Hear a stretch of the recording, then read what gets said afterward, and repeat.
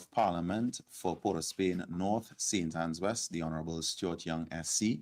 We have Senator the Honourable Vishnu Dhanpaul, and we also have Senator the Honourable Melanie Roberts-Radgman joining us today.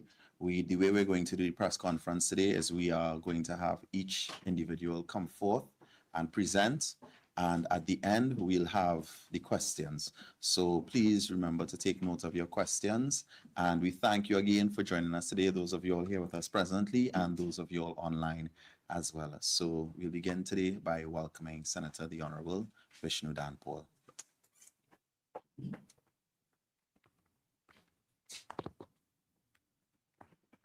Thank you very much, Hans, and good morning, everyone. This morning, I just want to go through a bit again on the budget, and I want to stay on message based on debate in the Parliament.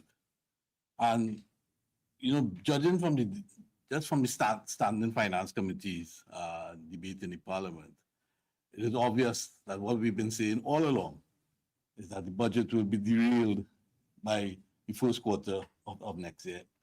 In fact, I'm going better, the first month of the calendar year, new calendar year.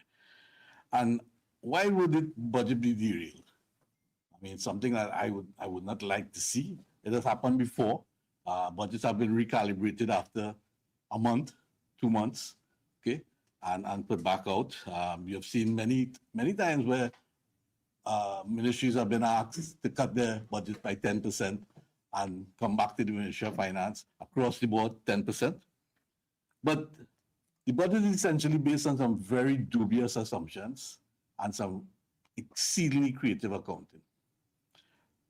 And I'm just going to show you one, and I'm not going to go into the numbers because I want to pitch this again for the ordinary man in the street. And I'm not going to go into the oil prices. You're all aware of the oil prices and the gas prices significantly budgeted higher than projected for next year. But I just want to say this, and to put it in perspective. This country spends $4.5 billion a month on goods and services, transfers, etc., that you can't afford not to spend, $4.5 billion.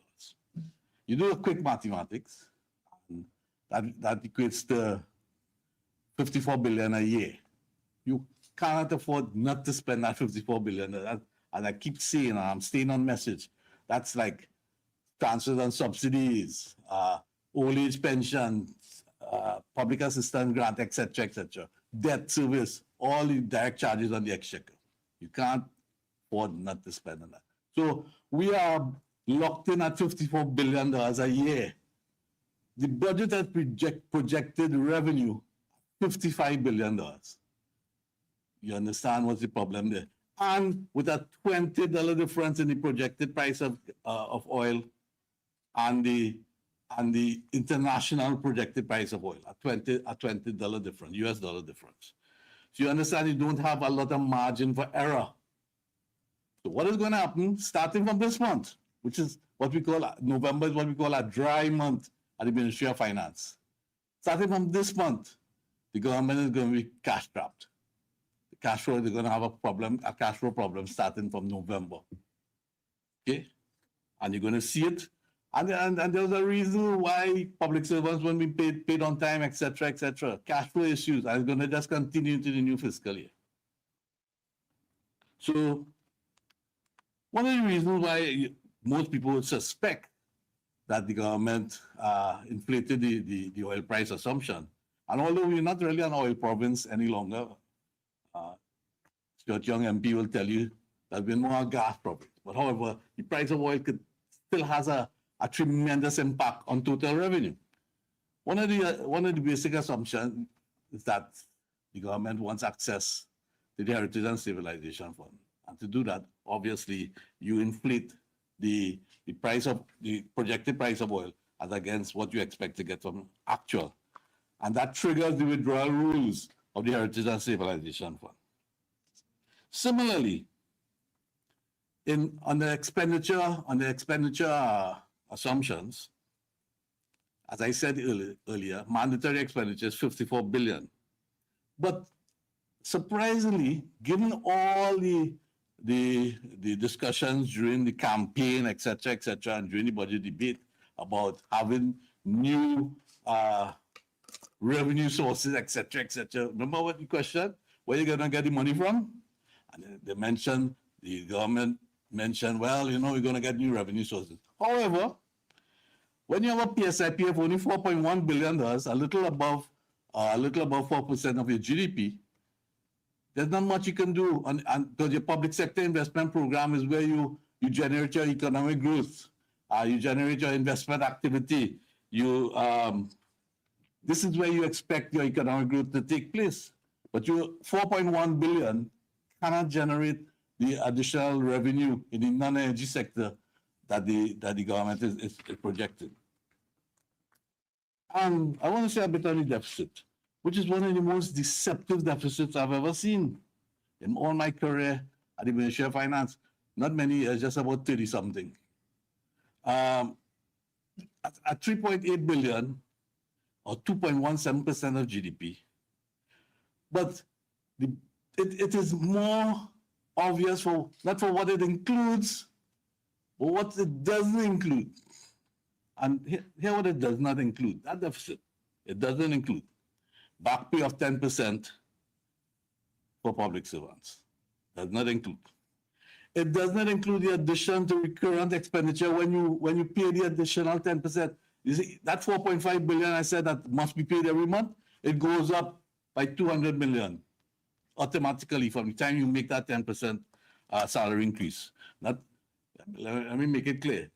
As a former public servant, in fact, I probably still am a public servant, I want to make it clear that I have no problems with the public servants getting their increase in salary. But things must be put in place. It's not at the expense of the rest of the country, at the expense of the economy.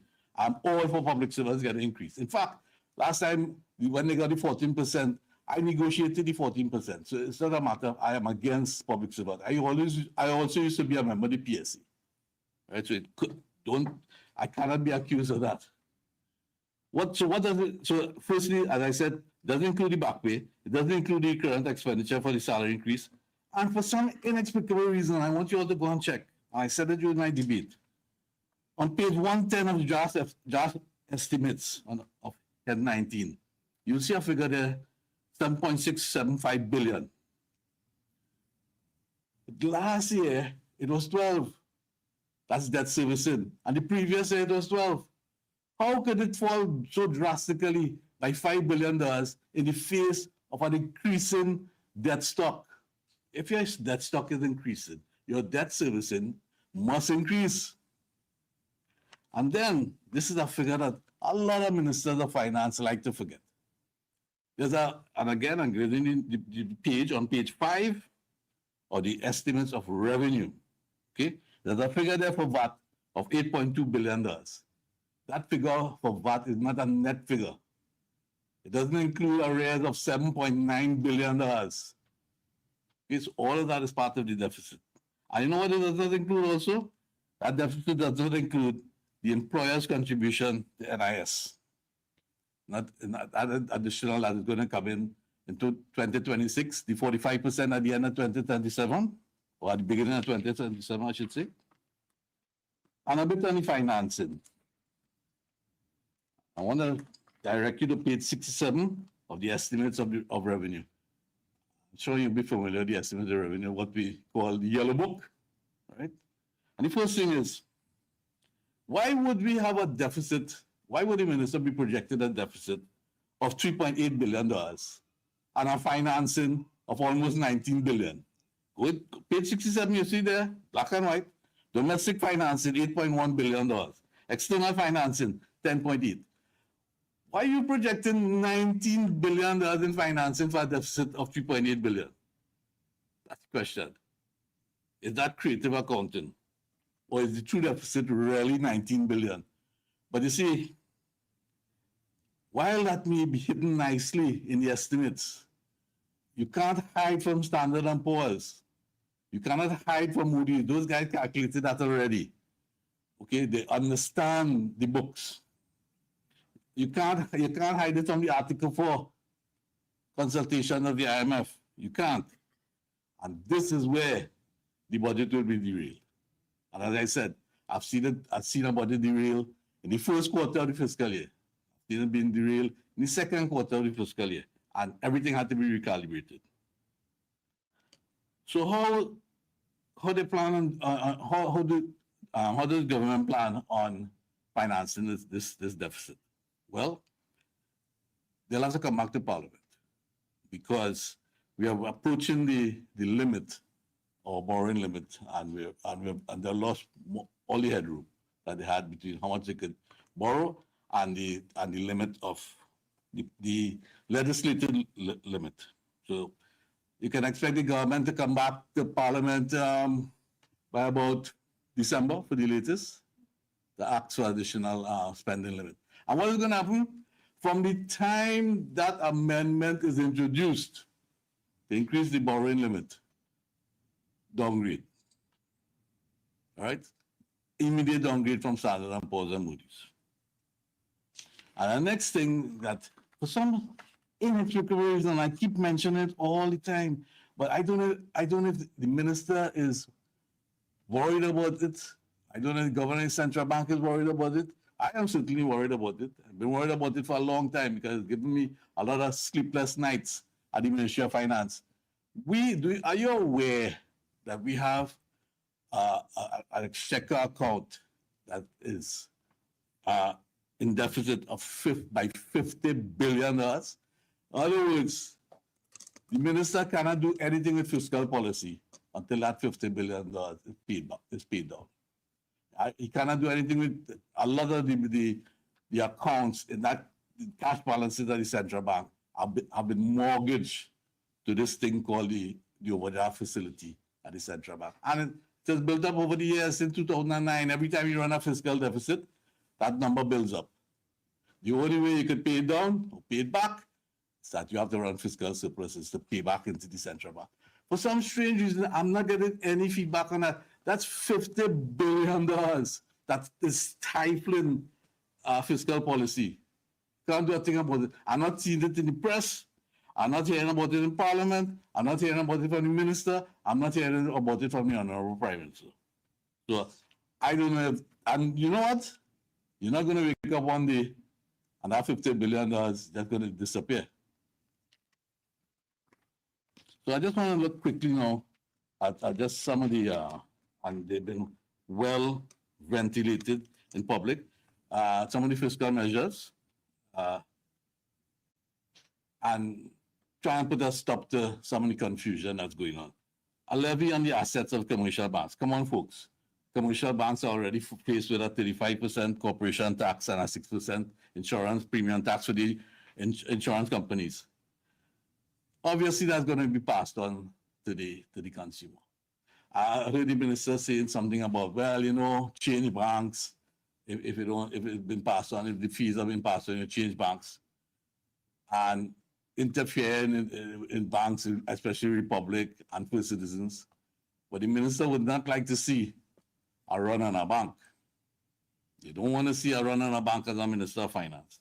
Second thing, the landlord business surcharge. Obviously, that's going to be passed on to tenants. That's a no-brainer.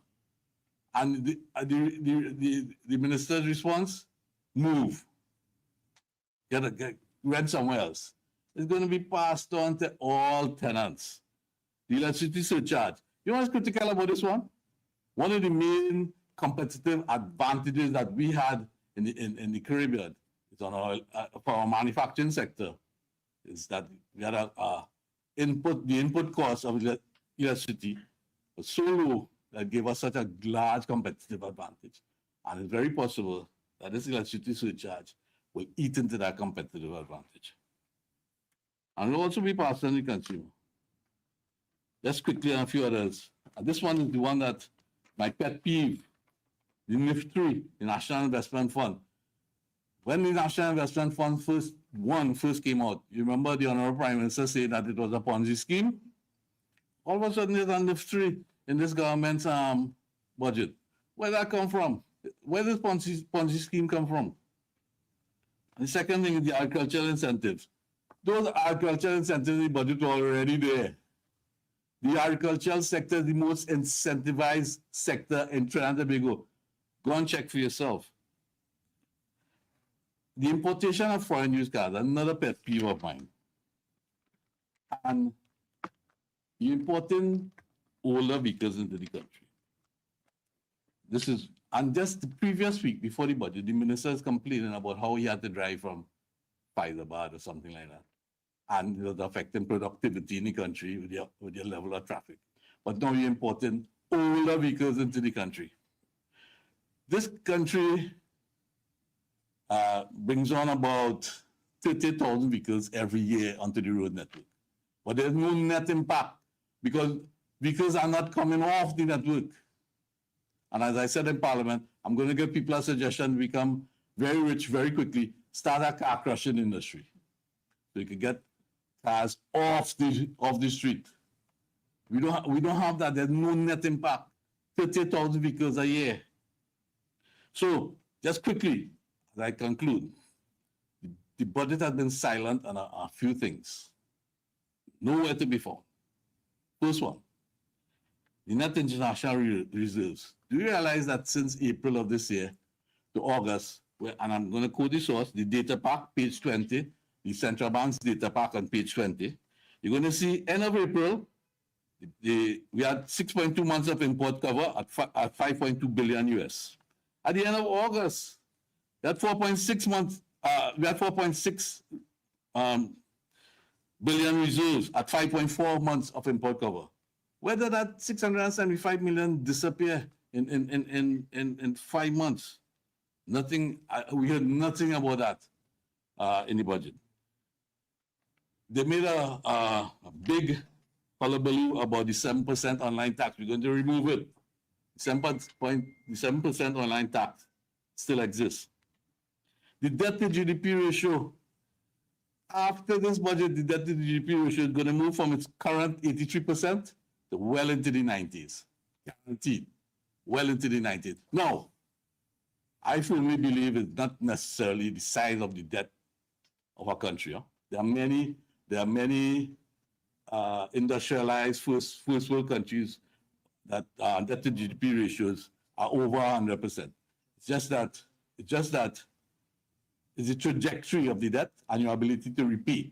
Do we have that ability to repay? Are we satisfied with the trajectory of the debt? That's for the population to answer.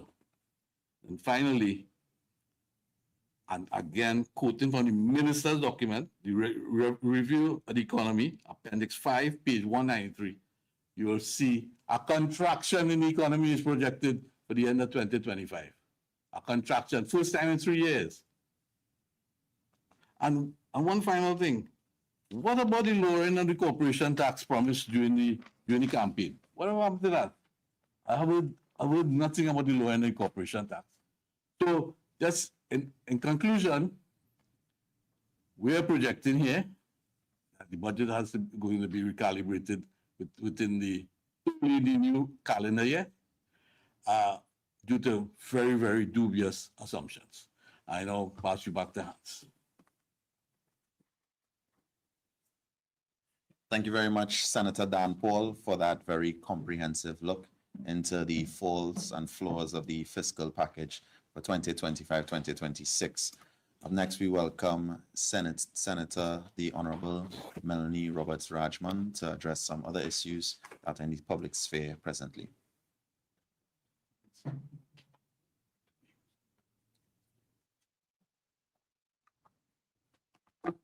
Good morning to the members of the media and to those who are tuned in via the various platforms.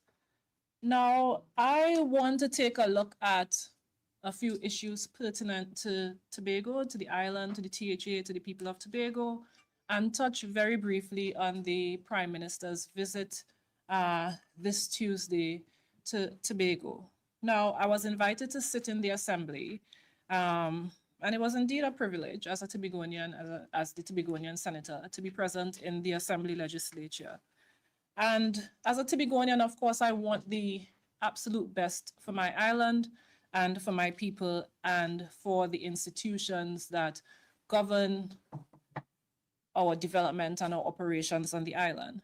Now, never would I have imagined, and for most Tobagonians, never would we have imagined that the Prime Minister, on her first official visit to the island, would have squandered the opportunity that she was given to speak to the people of Tobago and use that opportunity on political rhetoric and on campaigning. And you see, what is concerning is that this is the type of divisiveness and disregard that we have seen driving the government's agenda, its policies, and its actions since they have taken office. We've seen where they've cancelled our Independence Day parade, labeling it as a PNM affair. We've seen where workers across the various sectors have been dismissed unfairly based on mere perceptions of being affiliated with the PNM. Now, indeed, partisanship is essential to any healthy and functioning democracy, but we must ask ourselves what happens when partisanship is weaponized in a way that actually erodes our democracy. And that is what we saw happening on Tuesday in the Assembly legislature. We saw a democracy and what little autonomy we currently have as a THA being eroded in more ways than one. Because beyond the misuse and abuse of the Assembly legislature to host what seems like it was a political meeting, we had a Prime Minister who stood there and said to the people of Tobago that pretty much the government doesn't intend to grant us autonomy. Instead, she spoke of this fair share model, this fair share project-based allocation model. And she declined to go into details. I don't know where this was ventilated. I don't know what the realities of this. I don't even know if it's something possible.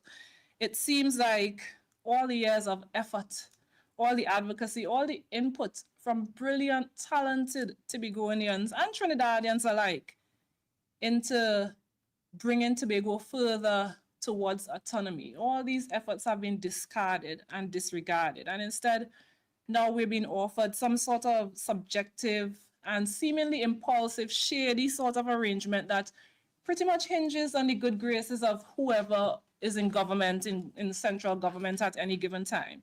And I caution the nation, I caution especially my people in Tobago that this is a very subtle but deadly way of really forcing Tobago and Tobagonians to toe a particular line if we want to be treated with respect by the central government.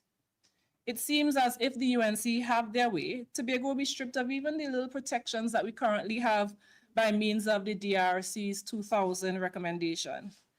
Now, it's equally important to listen to what is not being said as it is to what has been said. And the Prime Minister said, no legislation is needed to give Tobago more money. And that is untrue. In fact, the DRC recommendation provides a range, an upper limit and a lower limit. To change those limits, you need legislation in place. And that's exactly what the Tobago Island Government Bill and the associated constitutional amendment bill was providing. That's what it was meant to do. It was moving our lower limit to 6.8% of the national allocation, and it gave the central government some flexibility and discretion to push our upper limits to give us an increased allocation. More importantly, what we need in Tobago is legislation that protects us from any administration that would want to deal with us, that would want to govern with dishonesty and with contempt. And one must ask the question, is it that the UNC does not want these expanded powers for Tobago legislated because once it's enshrined in the law, it becomes a legal right rather than a privilege that any government or any central government can just take away or dangle over the head of the THA or use to manipulate us? And the sad thing is that the UNC has mastered the art of the Trojan horse. They use flowery language. They like to use nice words and soft speech. And they pretend to come bearing gifts when in reality what they are doing is imposing control mechanisms over the THA and over Tobagonians and how we develop our island. if the UNC-led central government was really about fairness and unity and equality, those are the words that she used when she spoke in the Assembly legislature on Tuesday. If she was really about these tenets, then I strongly believe that one of the very first matters that we would have seen on the legislative agenda would have been the matter of autonomy for Tobago. We've had all sorts of bills come through the parliament. We've had bills come through that allow persons with very little connection to Tobago or Trinidad to be able to claim citizenship almost in perpetuity.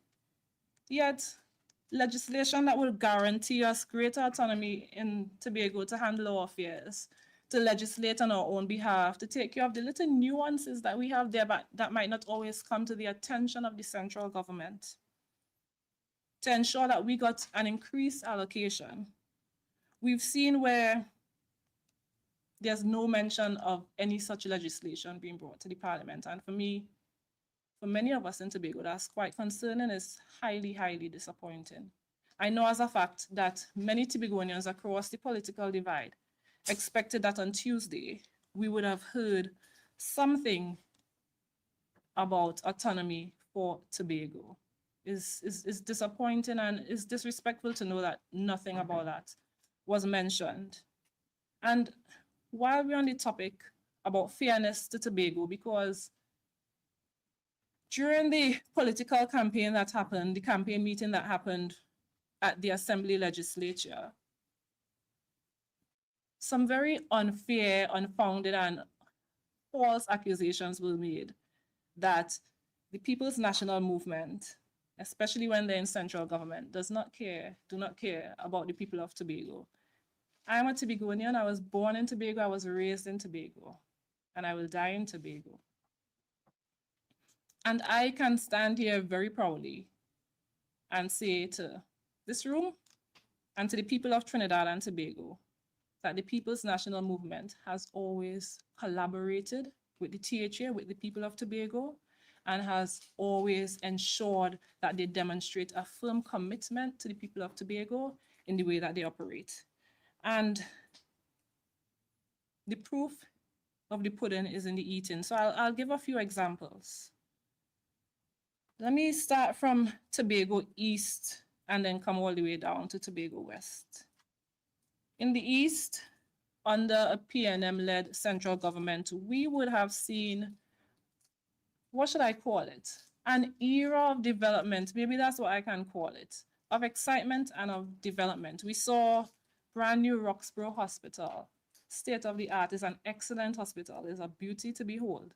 We have persons coming from even Tobago West to get services in the Roxborough Hospital. We have persons coming from Trinidad to receive services, attend clinic at the Roxborough Hospital because of the quality of the service, because of the efficiency of the service that they get at the Roxborough Hospital.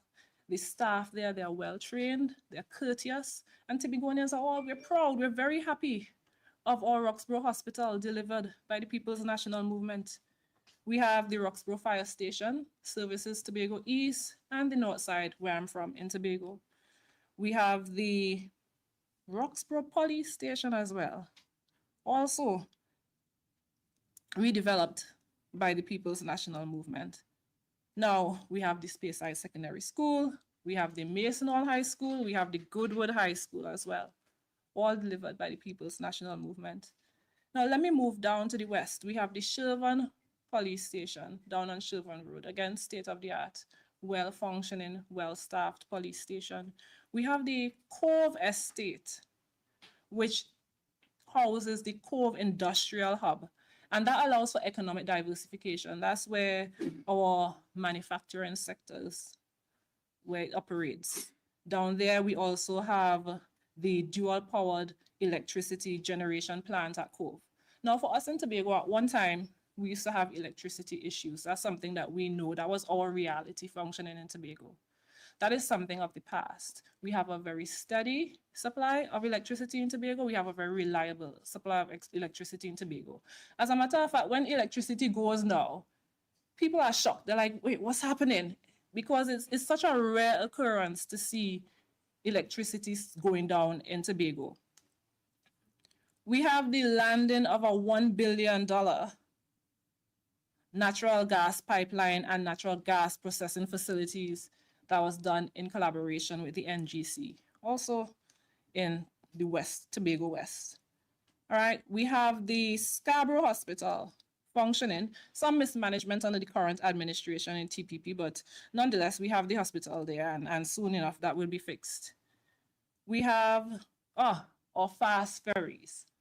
Now, for us in Tobago, inter-island connectivity is a major, no longer an issue, but it's something that is always a concern for us. We need to be able to come to Trinidad to access services. We need to be able to come to Trinidad to do business. And then, of course, there's the domestic tourism that we get on account of Trinidadians coming to Tobago. Under the People's National Movement, we have these beautiful, luxurious, convenient ferries where we see on a weekend Trinidadians after work, they drive their cars onto the boat and they come to Tobago and they enjoy our beaches or restaurants or bars or flora or fauna. And then on a Sunday, again, they return via the ferries to Tobago, to Trinidad. Just a few weeks ago, we had Tobago Carnival and it was the same thing. The Port Authority added additional sailings, and in no time, as soon as those sailings were added, they were sold out. And we had a large numbers of Trinidadians coming up to the island, contributing to our economic development, of course, up there, participating in our culture, adding to what we do in Tobago, enjoying our tourist and tourism product, all on account of the convenience, the efficiency of the fast ferries, again, delivered by the People's National Movement to the people of Tobago. And then let me come all the way down to Crown Point, and this one is really the crown jewel. The brand new ANR International Airport. It is a sight to behold, and for those of you listening and for members of the media who haven't been to Tobago to see it, I encourage you to go have a look. It really is something to see, and we in Tobago, regardless of political affiliation, we are proud of it. We are hopeful, and actually we're quite excited to have it open. We've been crying and begging and asking the central government when they're going to operationalize it. I'm not sure of the political nitpicking and football that's going on with that, but we're hoping that very soon it will be up and running.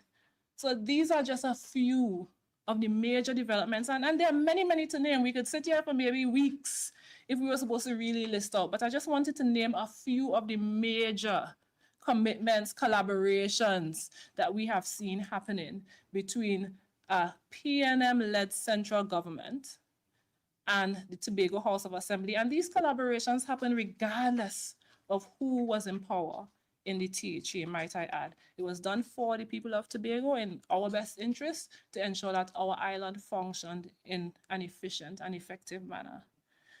Now, there's one other issue that we're grappling with at the moment, and that is water security. It's something that we have happening on the island right now, especially persons in Southwest Tobago, or hoteliers, or guest house owners, restaurants, they're all complaining. And I just want to touch on even some of the strides that would have been made by the People's National Movement before leaving office earlier on this year. Now, over $200 million would have been spent on a variety of small, medium, and large projects that undoubtedly did improve the supply of water across the island. The Hillsborough Dam up in the east, that was desilted. The construction of the new Goldsboro water treatment plant, it was started, it was a work in progress when we left. The construction of multiple booster stations around the island. And then pipeline works. I remember this was a major and very exciting project in Tobago. I think this was done in last year, 2024, because it was the buzz. Everyone was talking about it. This major pipeline project that took place to boost water supply in Crown Point and these surrounding areas, so your southwest areas. And then, of course, there were plans that were in place to construct a water treatment plant in Charlottesville. Now, during the Prime Minister's visit on Tuesday, she announced intentions to construct maybe 3, it was very kind of unclear, but about 3 desalination plants in Tobago. But she failed to go into any details, so we have not seen any sort of sustainable or comprehensive plan for this. As far as I'm aware, WASA does not and has never owned any desalination water treatment plants. WASA does not at this point in time have the internal skill sets to manage any such plans. So the people of Tobago, what we're asking is that the Prime Minister and the Minister, I should say, address us and let us know exactly what the plan is here with regards to these proposed desalination plans.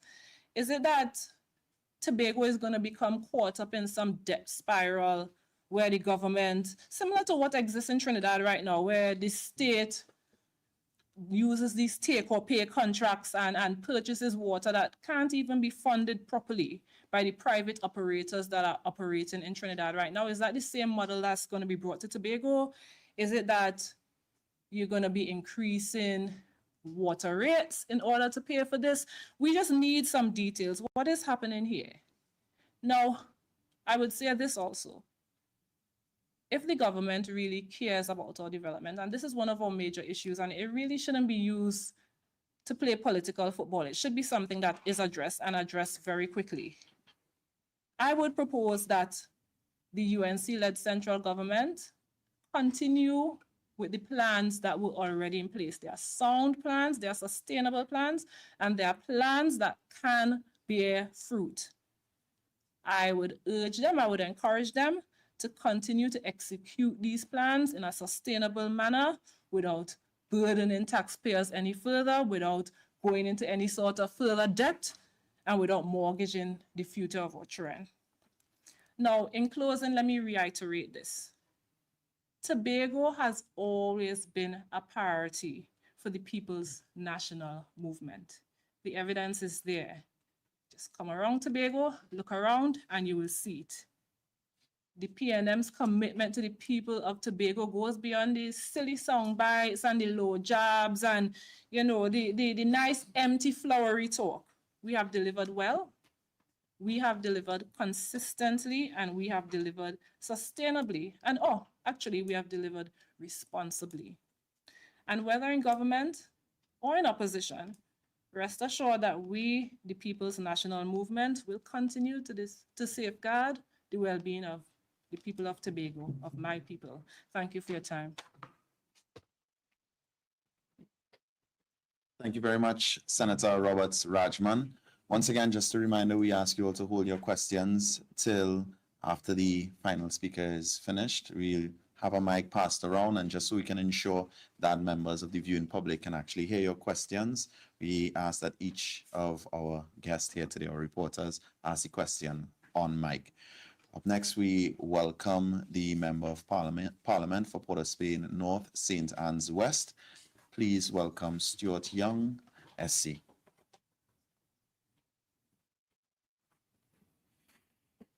Thank you, Hans, to my colleagues, members of the media, wider viewing and listening public of Trinidad and Tobago. My task here this morning is quite an unfortunate one. We have come to address the political gimmickry, to use that phrase of the Prime Minister, and the sham that both herself and the Chief Secretary are attempting to pull on the people of Tobago and also us here in Trinidad.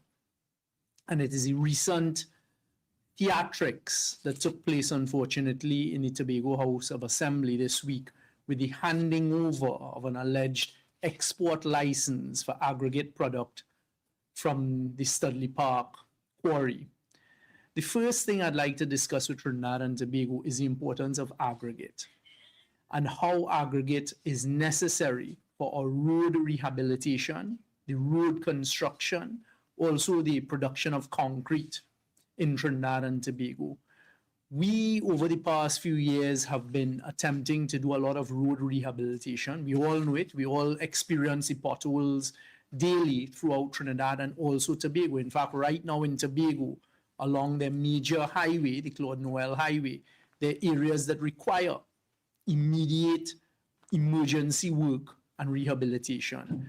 The aggregate product that is produced from Studley Park is world class, and in particular, the armor rock that is produced from Studley Park. So really, it is to inform the people of Trinidad and Tobago, and more particularly Tobago, don't be fooled by any export license. The former PNM central government worked very hard with the THA to always ensure it was allowed to produce aggregate at the Studley Park quarry, and that is because that aggregate is needed. In fact, unfortunately, again, in the continuation of misinformation, we had Secretary Trevor James come out, I saw it in the newspapers today, and say a number of things. So let me start there. First of all, there would have been no order by the Ministry of Works to the Studley Park quarry over the last 2 years, because the Ministry of Works does not procure aggregate on behalf of the people of Trinidad and Tobago. That is handled by NIDCO. So you would see, and let him deny it, that there were orders being placed by NIDCO for the works. Then to say it was only used for the Diego Martin interchange, again, everybody knows that there was the construction of the Point Fortin to San Fernando Highway, and in particular, Mosquito Creek, where the best aggregate product and necessary aggregate product for that project would have come or should have come from Studley Park. Also, you had highways being built in the Grandie area. Then you would recall in the last 2 years, the coastal erosion that would have taken place in the Manzanilla-Mayaro area, where the road was literally washed away. Again, the aggregate product to repair those roads, to build those roads, the best product would have come from Tobago and Studley Park. The procurement would have been done by NIDCO and also contractors who awarded the contracts to do these road works. People, the main issue with export of aggregate from Studley Park is there is such huge local demand for this particular aggregate domestically in both Tobago and Trinidad that is not being satisfied, no matter how much you ask Studley Park quarry to produce it. It is a demand issue, and the demand that is the local domestic demand for repairing our own roads, both in Tobago and Trinidad, cannot be met by the Studley Park quarry. Forex, which is a big issue affecting all of us in Trinidad and Tobago. Unashamedly, you had the Minister of Finance tell the truth and say he himself as Minister of Finance could only get $200 when he went to the bank. Every single one of us, average and normal Trinidadians and Tobagonians, are being affected by a lack of Forex. The decision that we took as the central government, the PNM, was we are not going to spend hard-earned, scarce foreign reserves, Forex, US dollars, to import aggregate if it can be provided right here in Tobago. In fact, in Trinidad, the former Prime Minister, myself as Minister of Energy, Minister Sinanan as Minister of Works and Transport, we went up to the Blanchisseur's quarry, national quarry. We did all that we could to try and produce this necessary aggregate here in Trinidad, because if you have to import it, you're using the foreign exchange that could use better else in other areas. And this was the problem. So we said, listen, produce and supply for all of the domestic needs of Trinidad and Tobago, and then you can export. But that cannot even be done. In fact, one of the documents I'll leave with you today was in 2024, September 2024, NIDCO went out with a request for proposal for the supply and delivery of aggregates to try and get aggregate. And we even looked at importing aggregate. The Cabinet of Trinidad and Tobago actually provided permission for importation of aggregate because the domestic supply had become so desperately short and so many issues with it that we could not get our road rehabilitation done. And you know what happened? So Cabinet approved, let us allow the importation of aggregate. They were looking at importing aggregate of the nature and type that is done by Studley Park, Tobago, all the way from Nova Scotia in Canada, and also from St. Lucia. The former Prime Minister Rowley, and myself received calls, numerous requests from President Irfan Ali in Guyana, who have a serious infrastructure program going on, asking if we could export aggregate to Trinidad. And the response was, as soon as we've satisfied our own demand. So Cabinet took a decision because we needed the aggregate. It was not being produced by Studley Park and the other quarries in Trinidad. In fact, the national quarries up in Blanchisseur's that could also produce the types of aggregate needed. Unfortunately, when they went in, the geologist said it was unsafe and they had to stop the work being done there. So we went out. Let us allow the importation. We told contractors, go ahead, you bring in the aggregate. You go and source it and bring it in, which of course will arrive here at a higher cost more to maintain and to fix our roads and to build our roads in both Tobago and Trinidad. You know what happened next? NIDCO then comes back to cabinet and says the contractors are asking for the government to provide the foreign exchange to buy aggregate. Again, when we are in a time where every citizen is complaining about a shortage of foreign exchange, why would we use and prioritize the use of our limited US dollars and foreign exchange to import aggregate when it can be produced right here in Tobago at Studley Park and hopefully in other areas in Trinidad? So that is the policy behind it.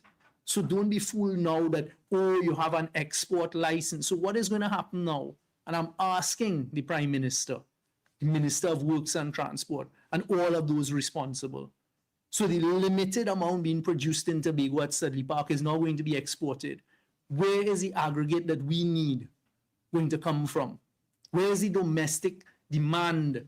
Where is the supply going to come from that? And don't keep misleading the people. Why would the Secretary for Infrastructure, Mr. Trevor James, say that no roads are being repaired and no, that Ministry of Works doesn't place orders for aggregate? So say, well, there's no order placed by Ministry of Works for the last 2 years, because all the orders were being placed by the contractors awarded the contracts as well as by NIDCO. These are the issues we're facing. You know, one of the things Senator Dhanpaul and myself and other members have discussed, and I drew it to the country's attention. In 5 months, this UNC government has withdrawn $1 billion US, $1 billion US from the Heritage and Stabilization Fund. In 5 months of being in office, they've taken out $400 million US. From our reserve accounts at the central bank, they have taken out $600 million. I was asking two of the leading banks in Trinidad and Tobago last week, did they get an increase in the supply of US dollars in the last 5 months? The unequivocal answer was no. So where has that US $1 billion gone that has now dropped our foreign reserves and our import cover, to almost 5 months? And when we go below that, we will end up at the IMF according to the formulas. And you now want to go and put us in the burden and the dangerous position of having to try and import aggregate that can be produced, the best aggregate, best armor rock in this whole region. Some of it could be produced in Studley Park. That is where you're going to put us, just so you could hold up a piece of paper and again try to fool, unfortunately, the people of Tobago and Trinidad. So it was my duty here this morning as the former Minister of Energy and someone who did a lot of work to try. And I'll tell you, the experience with trying to get the blasting license for Studley Park, even the quarrying license, when the Ministry of Energy technocrats and public servants said, well, they couldn't get a renewal at Studley Park of their quarrying license because there were disputes over audits, etc. We, the central government, under my instructions, asked the public servants to just allow the Studley Park quarry to operate so we could get the aggregate, to allow them a license for periods, so they will always allow that. So the whole export conversation comes down to there is more than enough demand here in Trinidad and Tobago for the product that can be quarried at Studley Park, but more importantly, it was not being fulfilled. And when you have to import this aggregate because our roads require the work and the construction of the roads require this type of aggregate, it is going to cost us foreign exchange, Forex, US dollars, that quite simply the priority should not rest on importing aggregate when we could have it produced here. So my questions, as I've laid out there, are, where is the aggregate going to come from? Or is it that you're going to abandon the roads of Trinidad and Tobago? Or is it that you have contracts that you want to line up with specific people for the importation of this aggregate. And the question then becomes, where is the foreign exchange going to come from? Because we are seeing at the same time, literally, and this is not alarmist, this is not fear-mongering, you are literally seeing the collapse of the energy industry taking place in front of us, which is where our foreign exchange earnings come from. So people of Trinidad and Tobago, those are the facts. Those are the facts, unfortunately, all behind this simple export license. By all means, we want Studley Park Quarry to be successful. We want the people of Tobago to reach a position because there's a ready sale for it domestically. But if you're going to earn $10 exporting it, $10 by your exports of the aggregate from Studley Park, but then the need for Trinidad and Tobago is going to cost us $100. How does that make sense?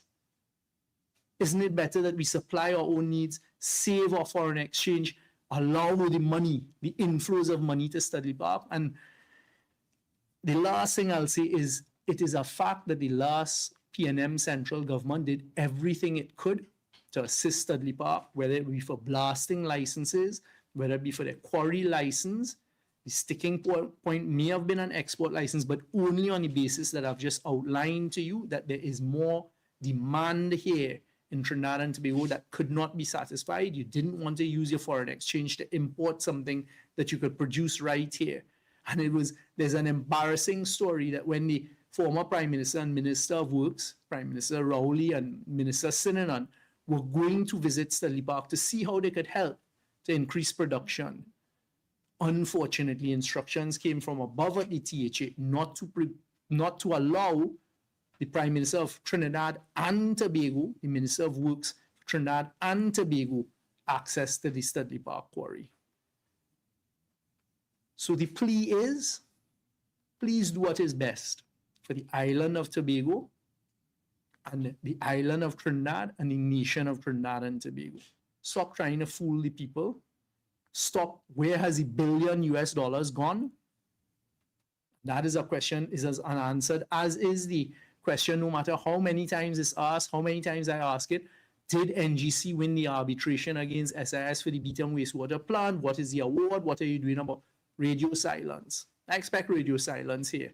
I expect some sort of political continued gimmickry and noise to be made.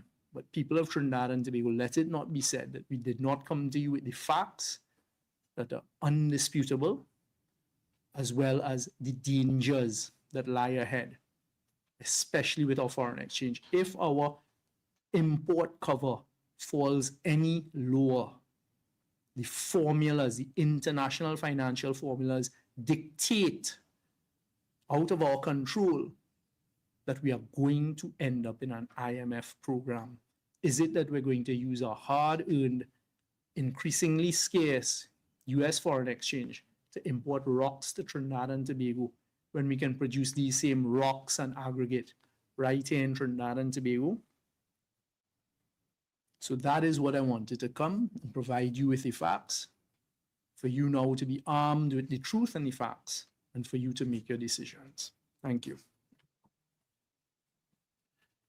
Thank you very much, the Honorable Stuart Young, SC, Member of Parliament.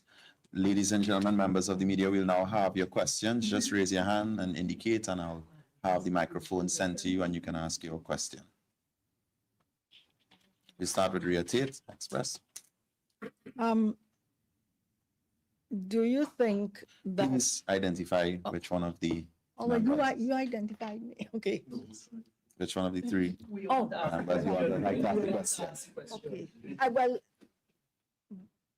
I guess both of you can answer and provide an answer because you dealt with Tobago. Ask the question.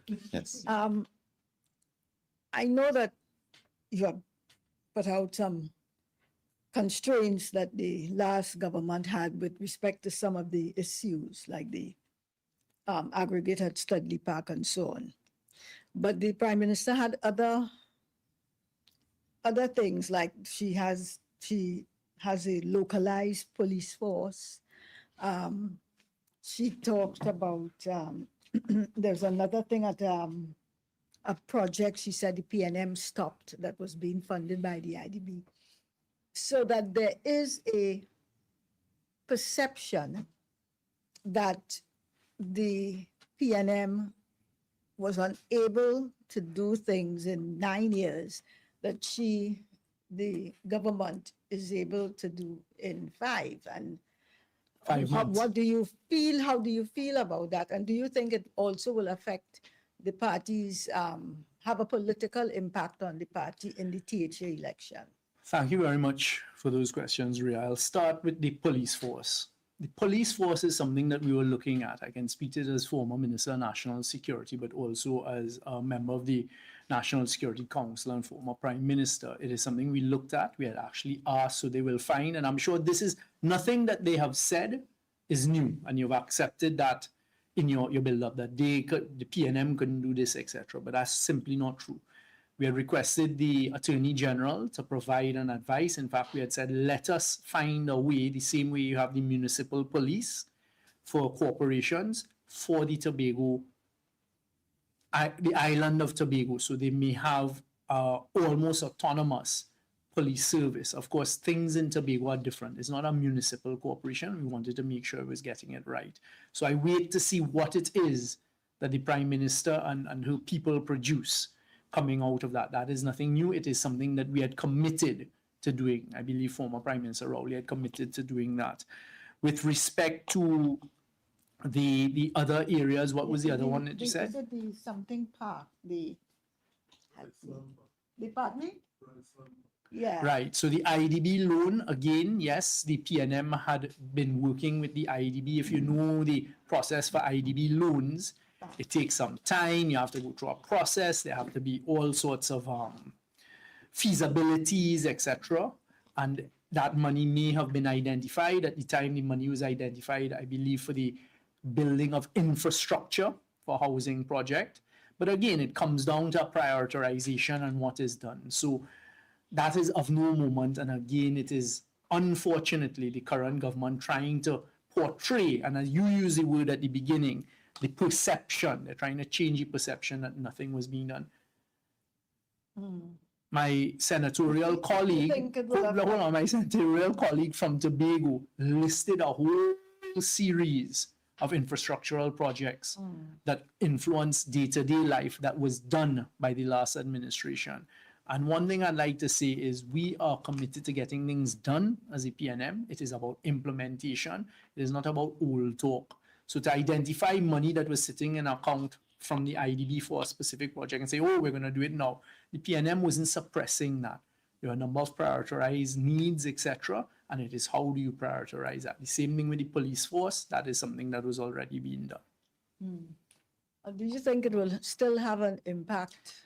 And everything has an impact, as you know, on domestic politics. But the point is that the PNM can demonstrate, and in particular the politicians, the PNM politicians in Tobago can demonstrate. I mean, one that came to mind as I was sitting listening to the senator talk about the sandals, for example. So the PNM brought sandals to Tobago, attempted to get the sandal project off of the ground initially.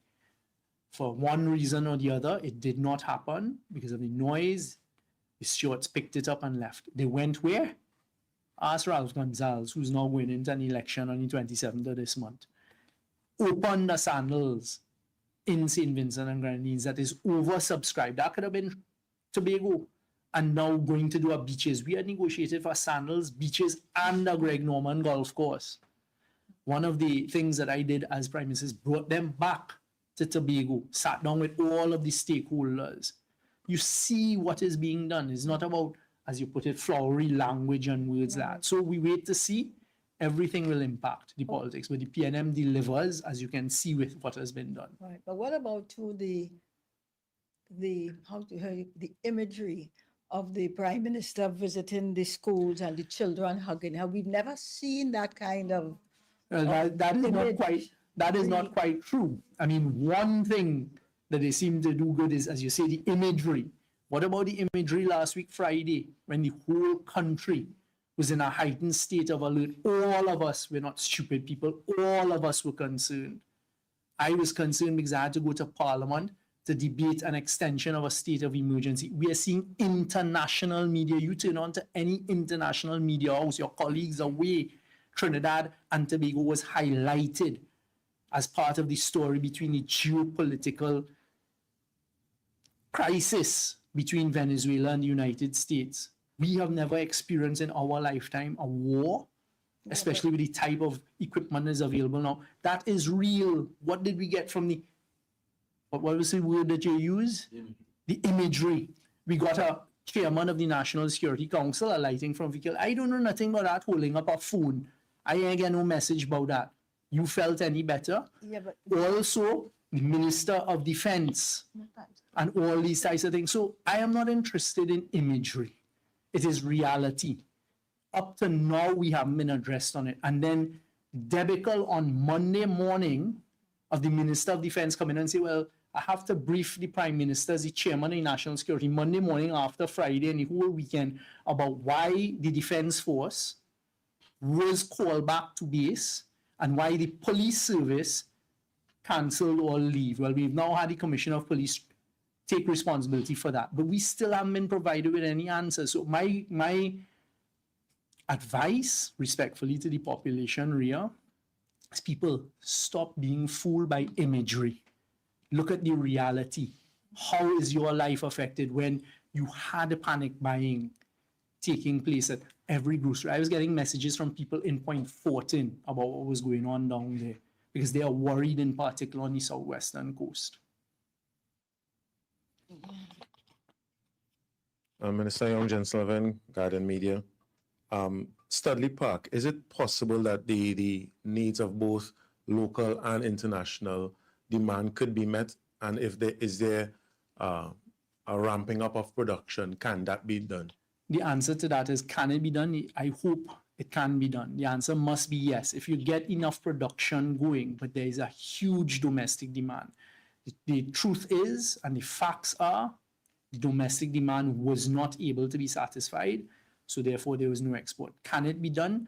If you get enough equipment on, if you do enough blasting, if you get competent people. I mean, another thing that has slipped everyone is the first person that the THA, this version of the THA, put in place to run Studley Park was a former member of Parliament, Ashworth Jack, who does not have the type of experience, is not a geologist or anyone. So the answer, Jensen, is yes, it can, and that is the best case scenario, and I hope that Studley Park gets to that position. I don't know if anybody have any other questions on Studley Park. There's another issue that came up today, and that's Nutrien supposedly pulling out for at least for the rest of this year from doing business in Trinidad and Tobago. Can you speak to that and what the impact of that could be? This is very concerning news. So I saw it a short while ago that Nutrien, not in Trinidad, but Nutrien, which is a global commodity company that produces fertilizer for the world and is one of the largest urea, nitrogen producers, ammonia producers in the world, that we are fortunate to have here in Trinidad, have issued from their head office in Saskatchewan, I believe, saying that they're not predicting any further input or production from Trinidad for the rest of the year. People of Trinidad and Tobago, this is part of the collapse I was talking about, and it is not fear-mongering and it is not alarmist. You know what that means for you and me?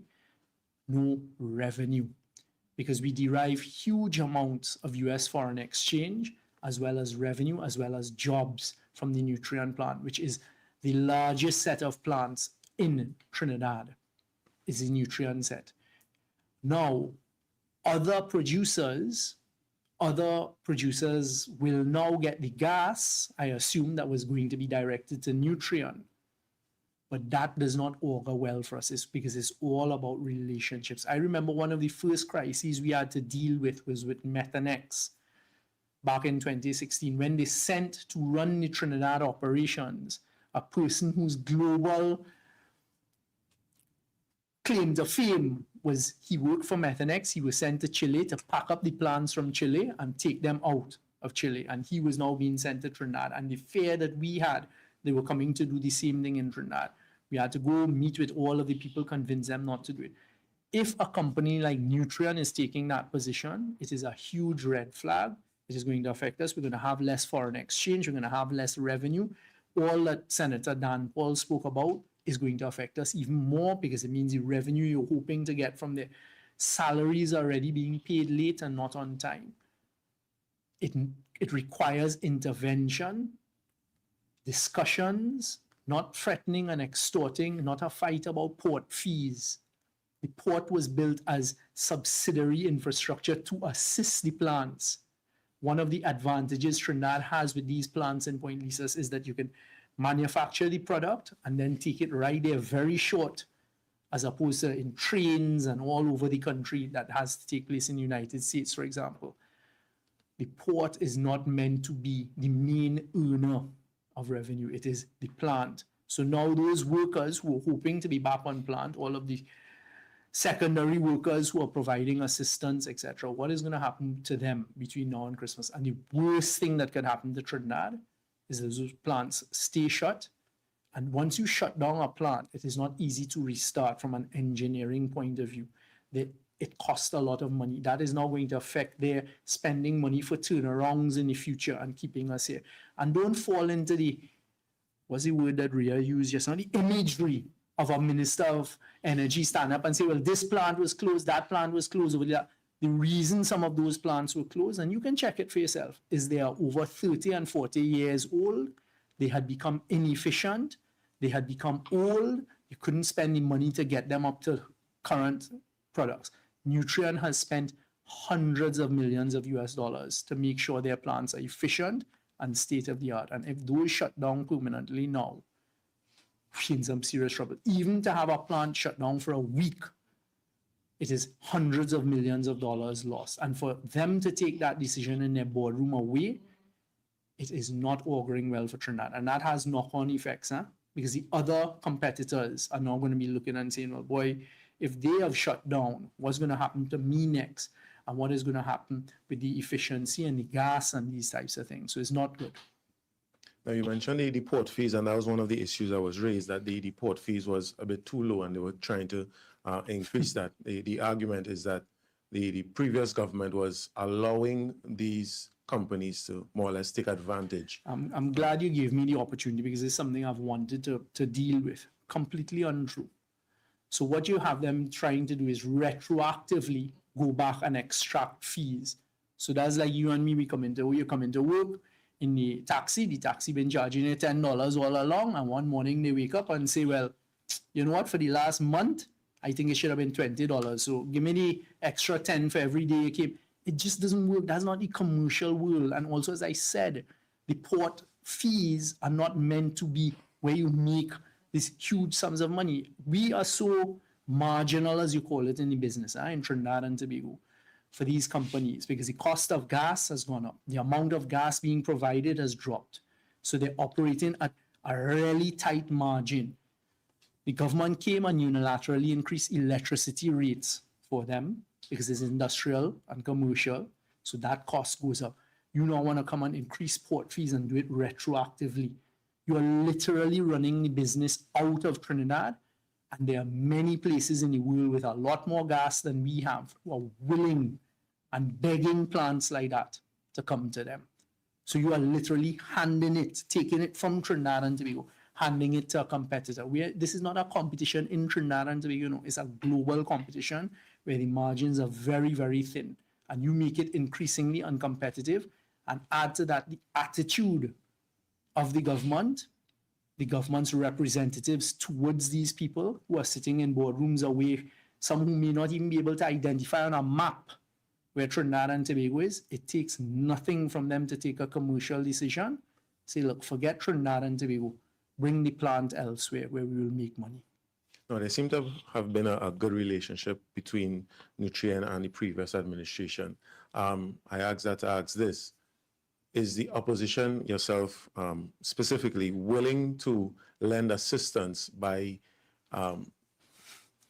speaking with the officials in Nutrien to, as you say, save them from pulling out? Jensen, the opposition, the PNM, will always do whatever can be done to better Trinidad and Tobago. I personally always do those types of things and don't assume for a moment that conversations don't take place. But at the end of the day, you don't deal with an opposition. I can't determine what is going to happen, what is going to happen with fees. You would have seen 10 years of negotiation by the PNM that benefited Trinidad and Tobago. 10 years of difficult negotiations in the energy sector, the restructuring of Atlantic LNG, which has never happened anywhere in the world, with us sitting down opposite a BP and a Shell and making sure that they stay around for decades and getting higher prices for Trinidad without them packing up and leaving. What you're seeing is incompetence and, really, to be honest, a gangster type behavior by certain individuals at NGC.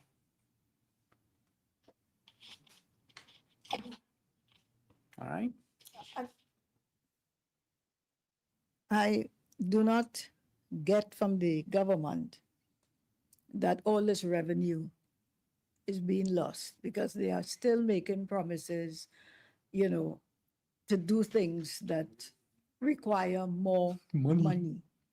So I don't, there's a disconnect, is it? Or is it that y'all are not aware of some of these new sources of revenue? Maybe the trade that we're going to get with all these other countries outside of CARICOM, maybe. Really? You know. Well, Rhea, you stand by for the gimmickry and for the revelry and for the promises to become a reality. At the end of the day, we would, on the opposition side, would be thrilled if Trinidad and Tobago manages to find new sources of revenue. We have not heard of a single such new source. In fact, what we're seeing is the current and existing sources of revenue are drying up. Another thing that had me concerned on the way to work this morning, someone sent me, I think is advertising in newspapers to do an ad by Heritage for almost every single executive officer that could exist at Heritage being advertised as a vacant position. The same I expect to happen at Paria, the same I expect to happen at NGC, at PPGPL, at NE, and where we earn revenue from. As a citizen of Trinidad and Tobago, that frightens me, because after the behavior of this government, to the governor of the central bank, the CEO of FCB, the CEO of WASA, the CEO of TNTech, the CEO of TSTT, Republic Bank, what is going on now, all of these entities, who in their right mind, with competence, skill, and experience, would want to put themselves in that position? So I would be happy if they have new sources of revenue. We have not heard of a single one, and I certainly can't speculate where it's coming from. What I am seeing is literally a collapse taking place of our main revenue source. And then you mentioned the CARICOM, that too has us concerned, because our biggest trading partner for our food and beverage manufacturers, etc., is CARICOM. And when you take the type of attitude, and it is easy to talk, it is easy to say, well, I will find new partners. You don't think that's what we were trying as well? Partial trade agreements with Chile, all over the place. You're trying. Those things won't materialize overnight. So good luck. Hopefully we'll get paid our salaries on time this month. All right, thank you all. Thank you very much. Yeah, no, we have more questions. Any other questions? Yeah, question for Jensen Lavan. Yeah, a question for actually I'll take Mr. Dhanpaul, because I know my colleagues have some questions for him as well, and then I'll go to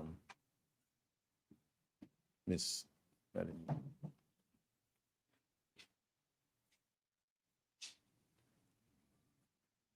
Now you spoke of a budget recalibration. Do you suspect that this will be done to facilitate the anticipated 10% by the end of the year? Short answer, yes. And also, because of that, there may be instructions to, as has been done before, cut expenditure across the board. Now, you also mentioned that you saw a budget derail in the past. When that happened the last time, what was done to bring it back on track? It didn't come back on track. They had to reduce the assumptions. They had to redo the assumptions, sorry. And as I said, notice went out to all ministries across the board, 10%. Correct. Cutting expenses. Cutting expenses. Both. Yeah. Oh yeah, last thing. This derailment is, I don't think it's a government issue in terms of this present government, but because of lack of revenue and increased spending. So had the PNM been in position now, what would have been done from your standpoint to Well, definitely the PNM would not be making irresponsible decisions and irresponsible assumptions and irresponsible promises. Yes, good day, Joshua Simongo from Guardian Media Limited. I just have a separate question. What it is, can you confirm that during your tenure as finance minister, you would have signed off on payments related to Colin Burt's matter with the Auditor General, legal fees? No. No. Definitely. But as finance You minister, realize that I stayed 1 month. yeah, true. In your opinion, you at least served as temporarily as finance minister. I don't know if you have any observations or comments. Do you believe that it was fiscally responsible for the former finance minister to pursue that legal matter given the economic circumstances of the country at that time? I would say I would reserve judgment on that, because firstly, I wasn't around, and secondly, it should not have been that way in the first place. It was that I saw it from outside, a communication issue that could be handled much better Between both parties? between both parties, easily. Once a minister of finance cannot communicate with the auditor general, our country is in big trouble. Thank you. Vince. Just questions for Mr. Young. Sure. Thank you. Yes, Mr. Young, you would have served as energy minister in the previous administration. Right now, there's an issue with a group of quarrying operators. What they are alleging is that for the past 25 years, no sand and gravel processing licenses were granted by the Energy Ministry. First of all, is that claim accurate? I wouldn't have the details. I saw an article, I think that's what you're referring to, and this ask by them for the Minister of Energy to have a meeting. There is no doubt that the Minerals Division is a one with issues, and that licenses were being processed as quickly as they should be.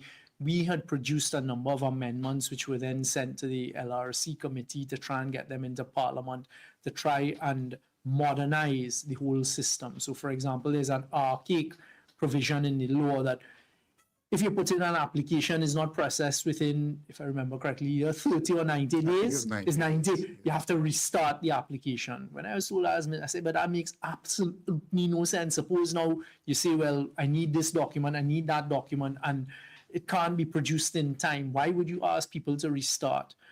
So what we had done is, when it was, because there was a serious aggregate problem, and then of course what it does is it allows illegal quarrying to take place, which has a lot of criminal issues as well involved. So I used to try to work with the public servants at the ministry to issue licenses or temporary approvals that you could go ahead and get the work done. So it is definitely an area that needs addressing, no doubt about that. And what the group is calling for is like a moratorium. Do you think that would make sense? I don't think a moratorium could make sense, because how do you define with a moratorium the illegal quarrying versus the illegal quarrying, right? And what you need to do is, well, okay, persons who have put in place applications and fulfill some minimum threshold, then do as we were trying to do. Allow them the opportunity whilst you're processing it to get on with the business, etc. That immediately provides a way to get rid of the illegal quarry operators, saying, well, have, you know, to be operating, you've provided some sort of cover, but it is an area that needs addressing. I accept that.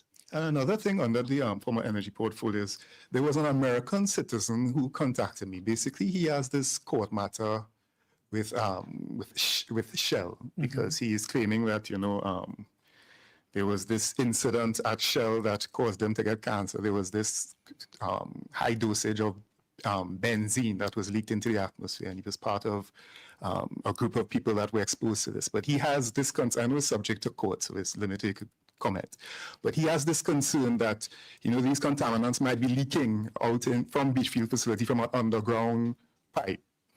But of course, he's claiming that he's encountering certain blockages from getting this information out. But during your stint as energy minister, were there any concerns that you are aware of that there might have been infrastructure related to beach field facility that might be leaking out into the environment and that sort of thing? Absolutely none. This is news to me, and I mean that is a private that is Shell with the government. Apart from a regulator and regulatory point of view, we have little to do with. But no, nothing ever came to me, certainly as the Minister of Energy or to the ministry, because they would have brought it to my attention about any dangerous contaminants leaking. I mean, especially a beach field where we had spent significant sums of money at the time to prepare it for manatee and subject a whole set of noise about you're wasting money, which of course, you know, the population is going to benefit from. So the answer to that is no. And that is something that should be easily verifiable by just allowing the experts to take a look at it. The Ministry of Energy has a responsibility if that sort of complaint is raised to do an investigation, etc. And just final question, I guess it will be a bit of a controversial one, but after you left the as Prime Minister after the election, there were a group of your colleagues who made sort of, I don't know if you would agree, underhand remarks about how the whole process unfolded before the general election. One of them, in my opinion, at least from interpreting between the lines, was Foster Cummings. In the last few weeks, there have been a lot of stories coming out about companies associated to Mr. Cummings, but the political leader has stood behind him. Is it that you as a senior member of the party, or certainly as a former senior member of the party, do you stand by the political leader's position on this matter, given how the government would have expressed certain concerns about the UNC, former people associated with the UNC who would have been, linked to certain other activities, alleged activities. Do you and Mr. Dhanpaul as well stand behind the political leader's stance behind Mr. Cummings, his role as General Secretary? First of all, don't drag in Senator Dhanpaul. He's a former cabinet colleague. Yeah, well, he's new to all this, and of course, as he said, he was there for a short period of time. At the end of the day, the political leader has made her position very clear. We stand behind the decisions of our political leader, and I think, at the end of the day, I didn't quite understand the last part you said about UNC and. No, sorry, just to clarify, when you were in government, you were pointed at alleged instances of corruption by former administration. What you would have seen as a big differentiating factor is the PNM. When the PNM, we didn't just throw things out loosely. If we believed and we had evidence that there was corruption, it was passed over to the authorities. Where we would ensure that civil action was brought on behalf of the people of Trinidad and Tobago, for example, the EMBD matter, the Eden Gardens matter. So a huge difference between ourselves and the UNC is that we don't make loose allegations. What they are doing in relation to Senator Cummings is just throwing mud and hoping something will stick. And as the political leader has made her position very clear, which is my personal position, not in relation to Senator Cummings, but in relation to any citizen or anybody operating in Trinidad and Tobago. If there is evidence of wrongdoing, take it to the authorities who are in charge of investigating and prosecuting and let them do what is necessary.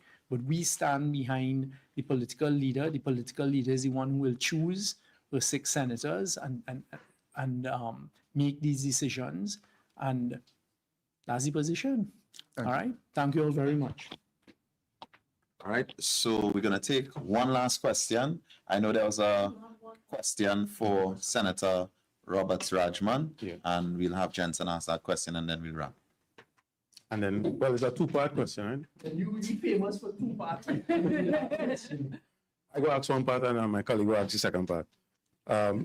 You mentioned that the current government seemingly is holding Tobagonians in contempt, but the largest budget allocation that the THA has received came from the government. How do you reconcile those two things?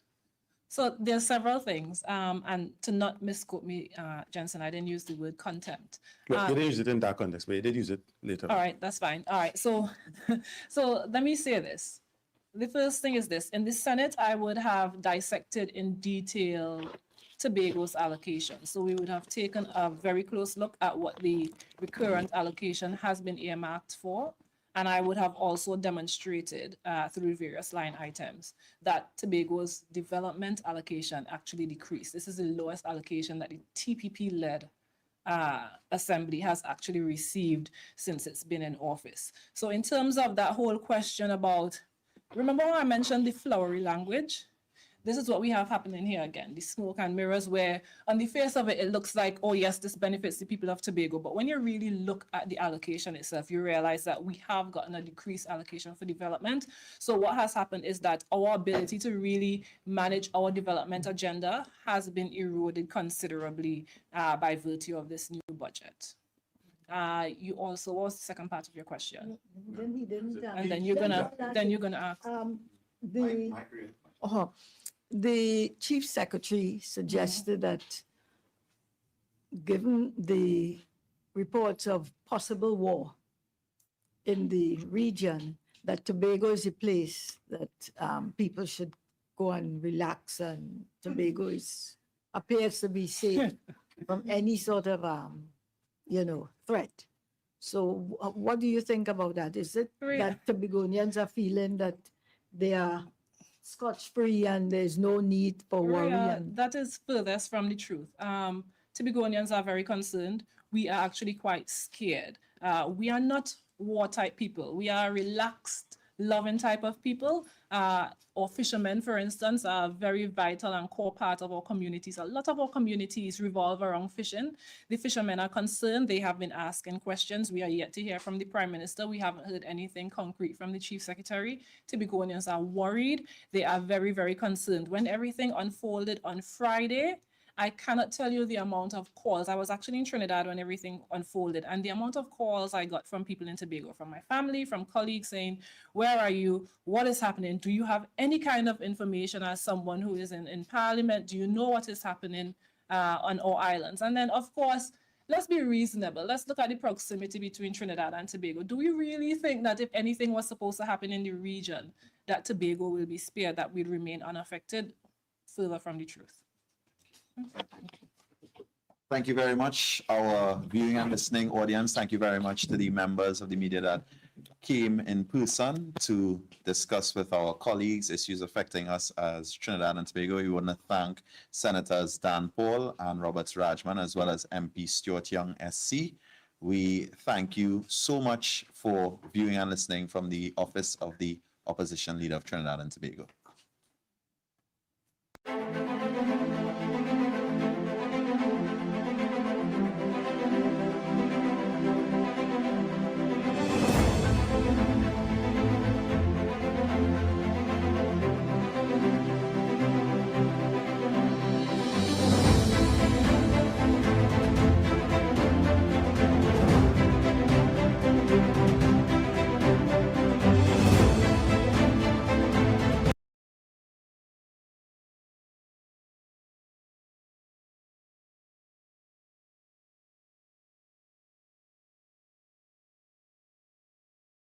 Power, feel the power, power.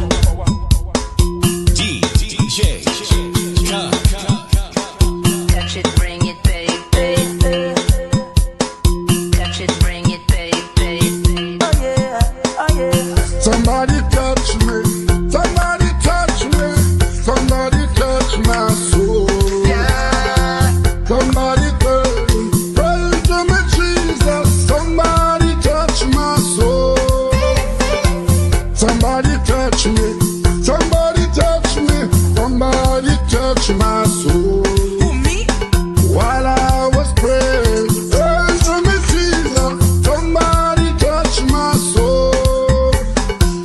Life too sweet, I can't complain. The only constant is the change, and we go touch the road again. So as long as you call my name, then I will answer. I'm a happy camper, and love is my sponsor. Oh, yeah, and as long as I'm man of life, then I will dance up. No time for no anger, I'm smiling with me hands up. Yeah. Somebody touch me, somebody touch me, somebody touch my soul. Yeah. Somebody pray to me, Jesus. Somebody touch my soul. Somebody touch me, somebody touch me, somebody touch my